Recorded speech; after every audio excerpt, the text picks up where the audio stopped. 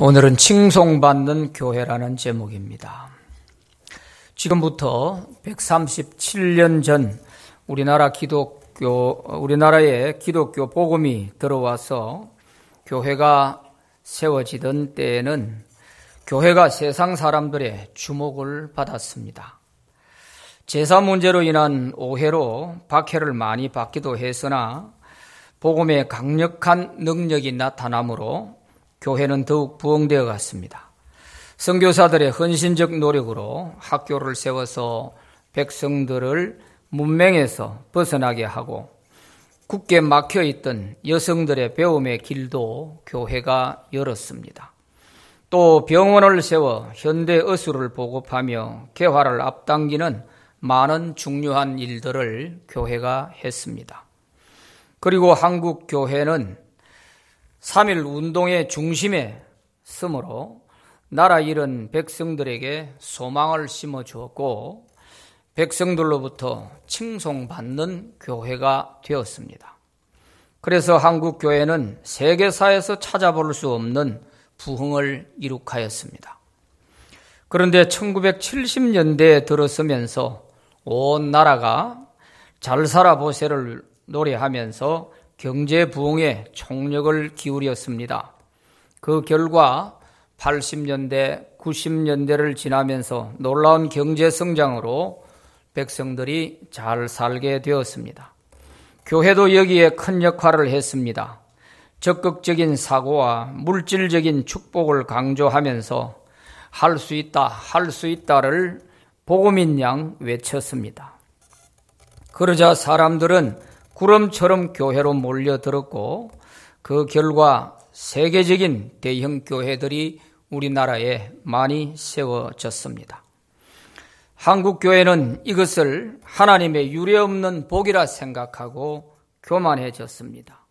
그 결과 2000년대에 와서 교회는 정체기를 맞았고 2015년을 지나면서 한국 교회는 급속히 추락하고 있는 것을 볼 수 있습니다. 여기에 코로나19 사태가 교회를 강타하면서 한국 교회의 쇠퇴기를 가속화하게 된 것입니다. 한국 교회의 추락에는 여러 가지 원인이 있겠으나 그 가운데 가장 큰 원인이 교회가 세상 사람들로부터 칭송을 받지 못하고 외면을 당하고 있다고 하는 것입니다. 그것은 물질 만능주의로 흘러가는 세상 물결에 빠진 교회의 세속화를 비롯해서 교회 지도자와 교인들의 신앙과 삶에 일치되지 못한 모습, 상식을 벗어난 비윤리적인 행동들, 이웃에게 거부감을 줄 수 있는 전도 방식, 비성경적 사상인 실용주의, 사회와의 소통 부재, 이런 등등의 제 문제들이 교회 이미지를 나쁘게 만들었던 것입니다. 그래서 한국 교회가 실추된 교회 이미지를 회복하기 위해서는 교회의 본질인 복음으로 돌아가야 하는 것입니다. 세상이 잘 살아보세를 외칠 때 교회는 바로 살아보세를 외쳐야 했습니다. 그런데 복음이 아닌 것을 복음인 양 외친 결과 경제적으로는 잘 살아졌지만 복음적인 삶이 실종되므로 오늘의 한국 교회가 세상으로부터 외면을 당하고 있는 것입니다.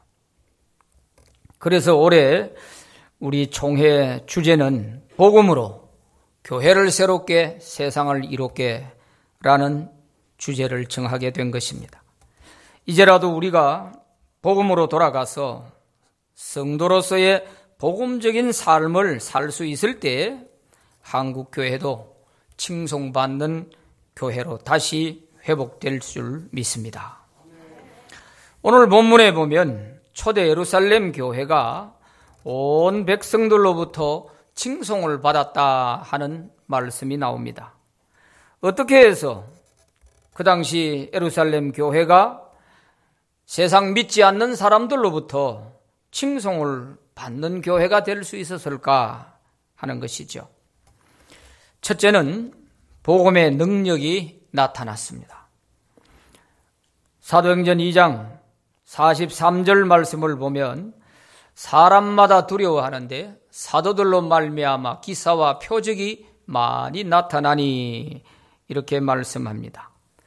기사와 표적이 많이 나타났다는 것은 복음의 능력이 강력하게 나타났다는 뜻입니다. 무엇이 복음이냐? 예수 그리스도가 복음입니다. 하나님이 보내주신 독생자 예수님을 믿고 죄에서 구원받아 영생 얻는 것이 복음입니다. 마가복음 1장 15절에서 예수님께서도 이르시되 때가 찼고 하나님의 나라가 가까이 왔으니 회개하고 복음을 믿으라 하고 말씀하셨습니다. 복음을 믿으라. 사도들은 이 복음, 즉 예수 그리스도를 전할 때 여러 가지 기적들이 나타난 것입니다. 이것은 예수께서 함께 하심을 기적을 통해서 보여주신 것입니다. 사도들이 전하는 예수 그리스도가 거짓이 아니라 믿는 자에게 주님이 이렇게 함께 하신다는 것을 확실하게 눈으로 볼 수 있도록 보여준 것이 바로 기적이었습니다. 이런 복음의 능력을 지켜본 예루살렘 백성들은 다 두려워했다고 했습니다. 사람마다 두려워하는데 이렇게 기록되어 있는데 이것은 유대인들이 공포심을 가졌다는 말이 아닙니다. 하나님에 대한 존경심과 경외하는 마음에서 나온 두려움을 말하는 것입니다. 그 예수님이 대단한 분이시구나. 나도 회개하고 예수님을 믿어야 되겠다. 안 믿으면 도저히 안 될 것 같은 그런 두려움을 느꼈다는 말씀입니다. 특히 사도행전 2장은 마가다락방에서 오순절날 성령 강림 사건이 있었지 않습니까? 거기서 성령 충만함을 받은 베드로가 설교한 내용이 사도행전 2장의 내용입니다. 베드로의 설교 내용을 보면 우리를 구원하기 위해 하나님이 독생자 예수님을 보내주셨는데 너희 유대인들이 그를 십자가에 못 박아 죽였지 않느냐? 그러나 하나님이 그를 다시 살리셔서 우리의 주와 그리스도가 되게 하셨다. 우리는 이 일의 증인이다. 속히 회개하고 예수 그리스도의 이름으로 세례를 받고 죄사함을 받으라. 그러면 우리와 같이 이 성령을 선물로 받을 것이다 하고 설교를 한 것입니다.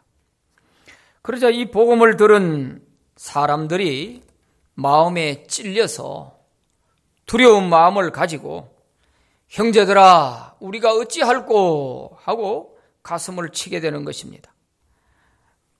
그래서 베드로는 회개하고 복음을 믿으라고 그리고 세례를 받으라고 이렇게 했던 것이죠.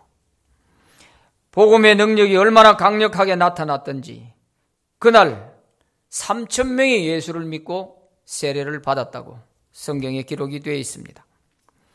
복음의 능력이 얼마나 강력했나 하는 것을 알 수 있는 것이죠. 그러자 안 믿는 사람들이 복음의 능력 앞에서 하나님에 대한 두려움을 갖게 된 것입니다. 예수 믿는 사람을 비아냥거리는 것이 아니라 예수 믿는 사람 잘못했다가는 큰일 나겠다. 그 예수님의 복음의 능력이 이렇게 대단하구나 하는 이런 분위기가 조성되면서 안 믿는 사람들이 예수를 믿기로 결심을 하게 됐던 것이죠.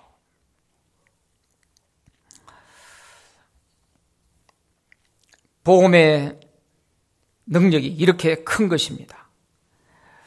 예수님이 복음이므로 이 복음만 전하면 주님의 능력은 나타나게 되는데 다른 것을 전하다 보니까 복음의 능력은 사라지고 인간적인 온갖 세미나 프로그램들이 교회 안에 가득 차 있는 것입니다. 여기에 무슨 복음의 능력이 나타나겠습니까? 예수님의 흔적은 점점 희박해지고 온갖 세상 프로그램들이 교회를 다 장악하게 되는 이런 현대 교회의 모습들을 볼 수가 있는 것입니다. 여러분, 복음은 오직 예수 그리스도입니다. 교회는 이 복음만 전하면 교회는 새롭게 되는 것이고 복음의 능력은 나타나는 것이고 이 복음의 능력을 통해서 세상을 구원할 수 있는 것입니다.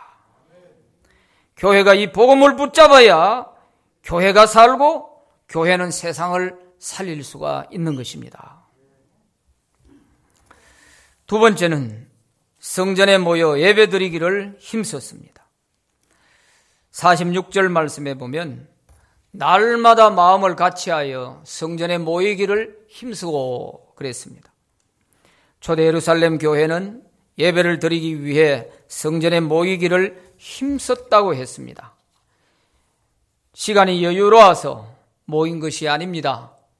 모일 수 있는 여건이 조성이 되고 무슨 교회 좋은 프로그램이 있어서 그것 바라보고 사람들이 모인 것이 아닙니다. 모이기 어려운 여건임에도 불구하고 힘쓰지 않으면 모이기 어려운 여건이었습니다.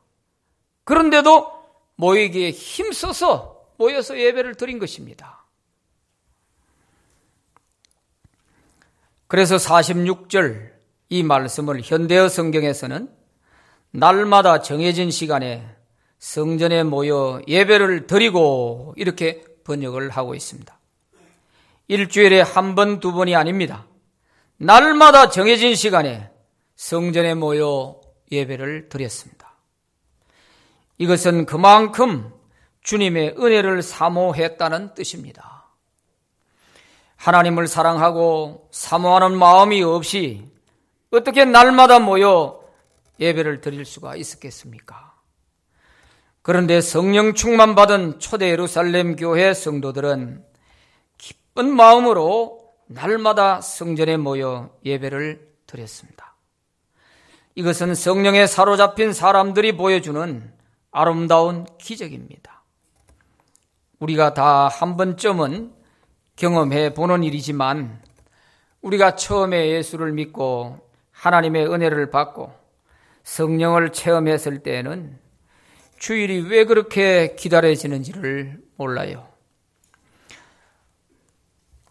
오늘은 또 무슨 말씀을 주시려고 할까 하는 이런 기대감이 넘쳤습니다. 그래서 교회로 가는 발걸음이 그렇게 즐겁고 소망에 찼어요. 혹시라도 교회에 늦을까 싶어서 막 뛰어요. 그래서 숨이 가빠서 교회와 의자에 앉으면 헐떡헐떡하죠. 이렇게 예배를 참여할 때가 한두 번이 아니죠. 그야말로 시편 기자가 말씀한 그런 경험을 한 것입니다. 시편 42편 1절 2절에 보면 하나님의 은혜를 사모하는 시인은 이렇게 노래했어요. 하나님이여 사슴이 시냇물을 찾기에 갈급함같이 내 영혼이 주를 찾기에 갈급하나이다. 내 영혼이 하나님 곧 살아계시는 하나님을 갈망하나니 내가 어느 때 나아가서 하나님의 얼굴을 배울까? 이렇게 탄식했어요. 하나님을 사모하는 그 마음이 얼마나 간절했던지요. 사슴이 목이 말라 시냇물을 찾는 것처럼 이렇게 헐떡이며 하나님의 전을 찾는 이런 심정이었다는 거죠. 이처럼 우리의 영혼이 하나님을 갈망하는 마음이 있어야 예배가 기다려지고 예배당으로 달려나가고 싶은 마음이 생기는 거 아니겠습니까? 그리고 예배 시간은 왜 그리도 짧은지 말이죠. 금방 지나가 버리는 것입니다. 한 시간이 언제 지나가는지 마치 이 한 시간의 예배가 꿀맛 같은 거죠. 이런 경험들을 우리가 다 예수 믿는 초기에는 경험하셨을 것입니다. 2004년도 중국에 공홍교회를 우리 교회가 세우고 헌당식을 갔을 때입니다. 33명의 우리 성도들과 함께 참여를 했는데, 왕청에 있는 그 중국인 교회, 조선족 목사님이 인도하는, 손영남 목사님이라고, 그분이 인도하는 중국인 왕청교회에 참여하게 됐습니다. 새벽기도에 참여했는데 새벽기도를 2시간을 하는 거예요. 성도들이 얼마나 찬양을 뜨겁게 하고 기도를 얼마나 뜨겁게 하는지 마치 성령의 불이 금방이라도 떨어질 것 같은 거예요. 목사님의 말씀을 듣는데 아멘 소리가 마치 교회당이 천장이 날아갈 것 같은 거예요. 얼마나 그 성도들의 사모하는 마음이 컸던지요. 아직도 그 장면들이 생생해요. 주일 예배는 3시간을 드려요. 그런데도 그 예배 시간이 처음부터 끝까지 지칠 줄도 모르고 그렇게 열정적인 예배를 드리는 것을 보았습니다.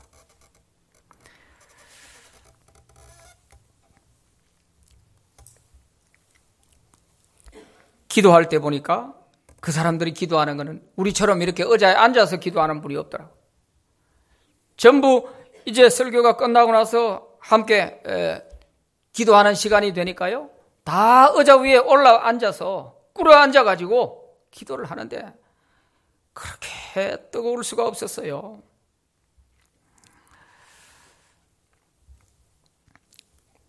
하나님의 은혜를 사모하는 마음이 그들에게 그렇게 간절하기에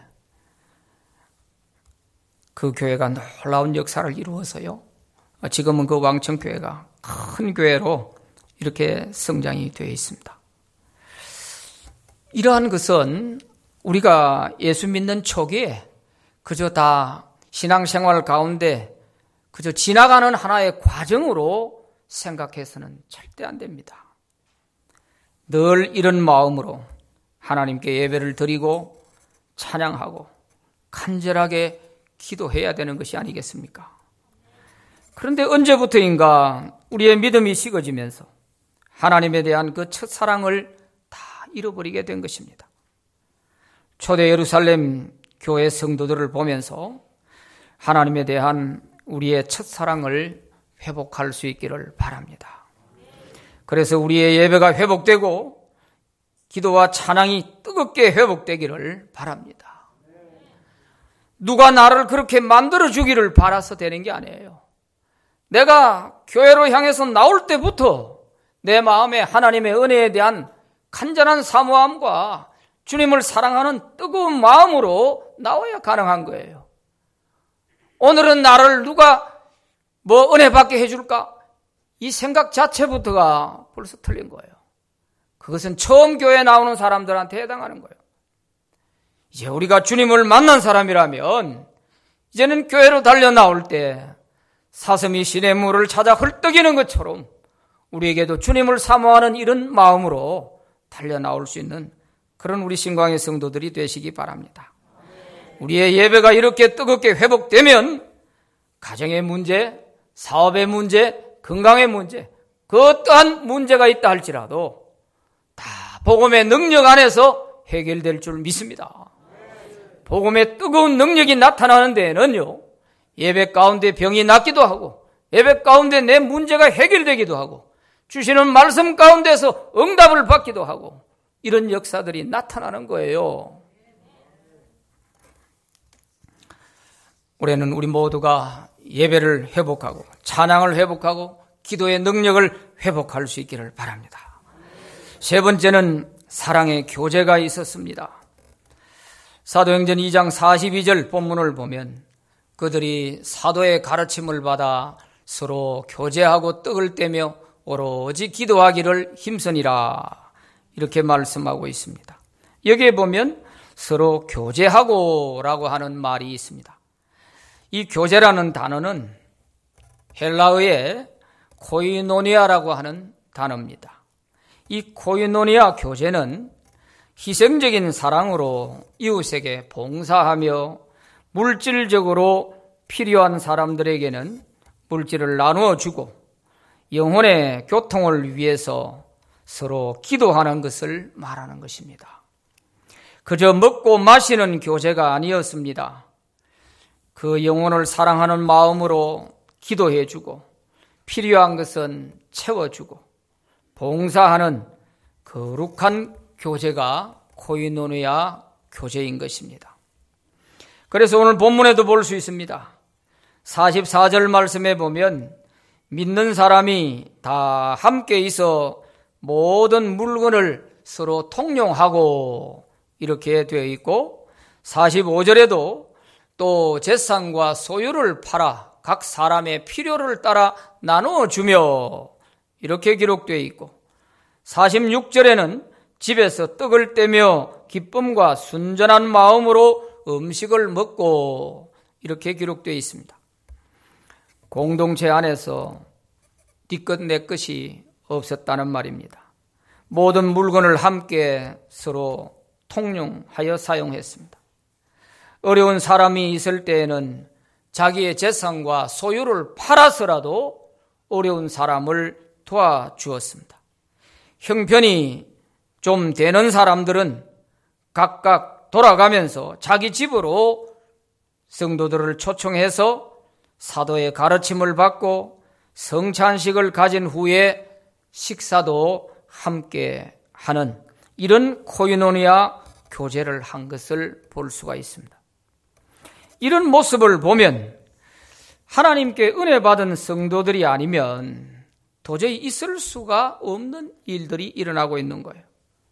그야말로 주님의 마음을 품은 사람이 아니고는 이런 교제가 불가능한 거예요. 어떻게 어려운 사람을 위해서 자기의 재산과 소유를 팔아가면서 그들을 도울 수가 있겠습니까? 상상하기가 어려운 것이죠.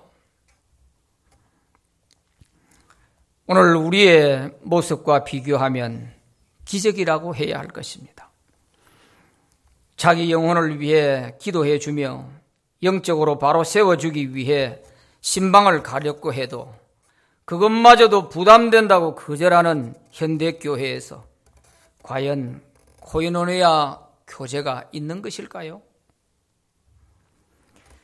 초대교회는 코이노니아 교제가 있었기에 그 무서운 박해 시대를 잘 이겨낼 수가 있었습니다.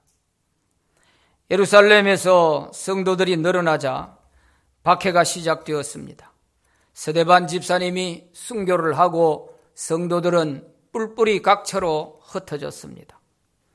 심지어 땅굴 속에서도 성도들은 거룩한 교제를 통해서 서로 격려하며 천국의 소망을 두고 믿음을 지켜냈습니다.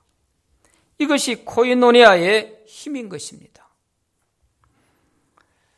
초대교회가 약 250년간 로마의 잔악한 박해를 당했을 때에도 사람들이 생각할 때에는 이제 교회는 다 없어졌을 거야 이렇게 생각했을 것입니다. 그러나 313년 콘스탄틴 황제가 기독교를 로마의 국교로 선포를 하고 보니 기독교인들은 지하교회에서 몇 배로 더 숫자가 늘어나 있었습니다. 박해를 시작했을 때보다도 교인들 수가 몇 배로 늘어나 있는 거예요. 이해할 수가 없는 일이지 않습니까?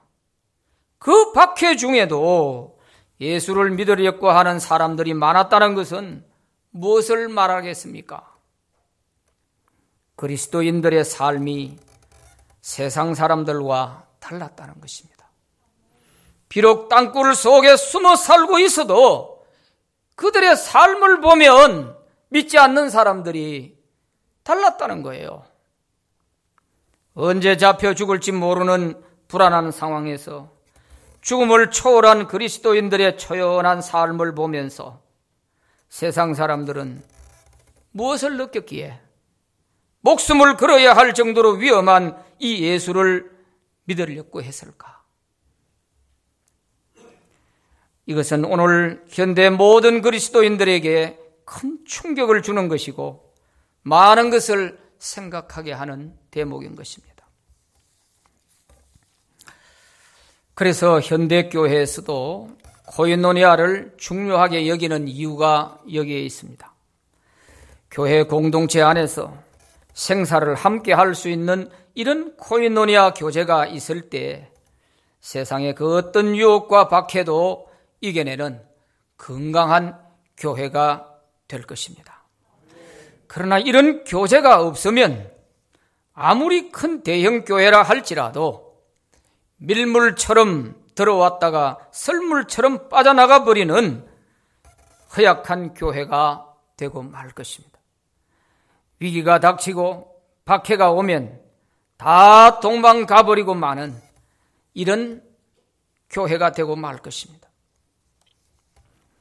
코로나19가 교회에 치명적인 해를 끼친 것이 바로 성도의 교제를 못하도록 막아버렸다는 것입니다. 코로나로 주저앉은 성도들을 보면 그동안에 우리 교회 공동체 교제의 깊이와 실상이 그대로 드러난 것이 아닌가 하는 생각이 듭니다. 우리가 그동안까지 가져왔던 교제의 그 깊이가 이것밖에 안 된다는 그 민낯이 그대로 드러나는 것이죠. 구역에서 적응이 안 된 분들이나 평소에 마음을 열고 가까이 지내는 사람이 전혀 없는 분들이 대체로 교회에서 멀어지고 있는 것입니다. 서로 진심으로 격려하고 끌어줄 수 있는 사람이 없었기 때문이죠. 마음이 통하는 사람 한두 사람만 있어도 완전히 믿음에서 떠나지는 않을 것입니다. 이제 우리는 이 코이노니아의 중요성을 알고 서로 돌아보며 비대면이지만 교제가 끊어지지 않도록 해야 할 것입니다. 그래서 전화를 하거나 오늘날은 다양한 메시지 전달 방법이 있지 않습니까? 이런 방법들을 통해서 서로의 믿음을 격려하고 기도해 주므로 영적 교제를 돈독히 해 나가야 믿음의 낙오자가 되지 않을 수 있습니다. 누군가가 나에게 다가오기를 바라서 되는 게 아닙니다. 내 믿음 내가 지키려고 하면 내가 마음을 열고 나와 함께 마음을 터놓고 얘기할 수 있는 사람을 만들어야 하는 것입니다. 결국 믿음 잃어버리면 내 손해지 누가 손해 아니에요. 구역장님들의 전화를 귀찮게 여기지 말고 감사하시기 바랍니다. 하나님의 사랑이 아니면 구역장이 무엇 때문에 나에게 전화하겠습니까? 전화할 이유가 없지요. 하나님은 나에게 잊지 않고 있다는 것을 사람을 통해서 챙겨주시는 거예요. 초대 예루살렘 교회 성도들은 수만 명인데 사도의 숫자는 12명입니다. 이 12명의 사도가 어떻게 수만 명의 성도를 케어할 수 있겠습니까? 사도들이 초대 예루살렘 교회를 지탱한 것이 아닙니다. 사도들은 수시로 잡혀가 감옥에 가고 수시로 끌려가고 자유롭게 움직일 수가 없는 상황이었어요. 그럼에도 불구하고 예루살렘 교회가 튼튼하게 세워져 있을 수 있었던 것은 소그룹에 서 있는 이 코이노니아 때문인 것입니다. 베드로가 감옥에 갇혀 다음날 처형을 당하게 되어 있을 때 예루살렘 교회 성도들은 가정가정에서 모여서 베드로 사도를 위해서 기도했습니다. 그러자 하나님께서 천사를 보내서 감옥에 갇혀 있는 베드로를 풀어서 데리고 나왔습니다. 자기들도 믿기지 않는 이런 기적을 체험하게 된 것입니다. 이것이 거룩한 코이노니아 교제와 기도의 힘인 것입니다. 그저 몇 사람 모여가지고 음식이나 먹고 즐겁게 369 게임이나 한 게 아닙니다. 거기에는 기도가 있었고 거기에는 서로를 격려하는 격려가 있었고 어려움을 위해서 함께 동고동락하며 목숨 걸고 믿음을 지키려고 하는 이런 코이노니아가 됐던 것입니다. 이제 우리는 복음의 능력을 회복하고 성전에 모여 예배드리기를 힘쓰고 사랑의 교제를 통해서 온 백성들로부터 칭송받는 교회가 되도록 합시다.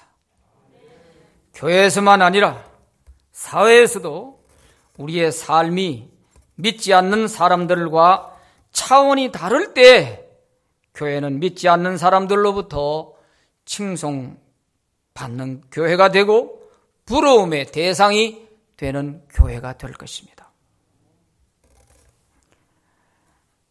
예수를 믿는다고 하면서 세상 사람들보다 더 못한 그런 윤리적인 생각을 가지고는 안 됩니다. 세상 사람들과 차원이 달라야죠. 내일을 장담할 수 없는 땅굴 속에서 사는 그 그리스도인들을 보고 믿지 않는 사람들이 뭘 느끼고 그 땅굴 속으로 예수 믿겠다고 찾아 들어갔을까요? 그들의 삶과 그들의 인격이 주님을 닮았기 때문인 거예요. 오늘 우리의 삶이 주님을 닮은 모습이 나오지 않으면 교회는 이 이미지를 회복할 길이 없습니다. 우리 한 사람 한 사람이 내가 교회다 생각하고 내 행동을 잘해야 되는 것입니다. 거짓말하지 마시고 믿지 않는 사람도 하지 않는 그런 하면 안 되는 거예요. 교회 갔다 왔다 하는 사람들에게서 담배 냄새 풍풍 풍기고 술 냄새를 풍기고 골목에서 술 먹고 비틀거리면서 내가 신광교회 교인이라고 한다면 어떤 사람이 신광교회에 오고 싶겠습니까, 여러분?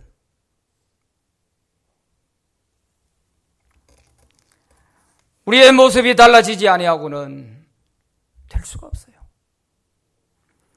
사회적으로 직장에서 사업을 하시는 분들, 공직에 있는 분들, 나 하나를 생각하지 말고 눈앞에 있는 그 이익에 눈이 어두워서 주님을 팔아먹는 그런 일은 없어야 할 것입니다. 우리가 바로 살 때 우리의 삶이 세상으로부터 칭송받는 교회를 만들 수 있는 겁니다. 우리 신광교회 교회에서부터 우리 성도들 한 사람 한 사람 나부터 시작해서 이 한국교회에 새로운 소망을 불어넣어야 할 것입니다. 오늘 47절 말씀을 보면 답이 거기에 있습니다.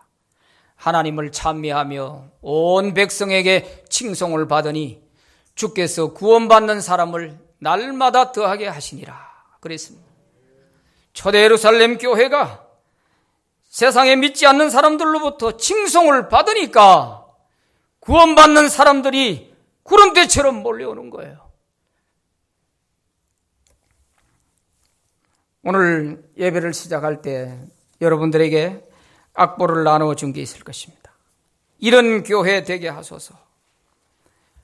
하나님, 이 찬양이 올 한 해 동안 정말 우리가 좀 주제가로 좀 정해서 불렀으면 좋겠어요. 이 찬양처럼만 된다면 교회는 칭송받는 교회가 될 수 있습니다. 진정한 예배가 숨쉬는 교회, 주님이 주인 되시는 교회, 믿음의 기도가 쌓이는 교회, 최고의 찬양을 드리는 교회, 말씀이 살아 움직이는 교회, 성도의 사랑이 넘치는 교회, 섬김과 헌신이 기쁨이 되어 열매 맺는 아름다운 교회, 주님의 마음 닮아서 이웃을 사랑하는 교회, 주님의 영광을 위해서 빛 대신 주님을 전하는 교회, 사랑의 불꽃이 활짝 피어나 날마다 사랑에 빠지는 교회, 주께서 사랑하는 우리 교회가 이런 교회가 되게 하소서.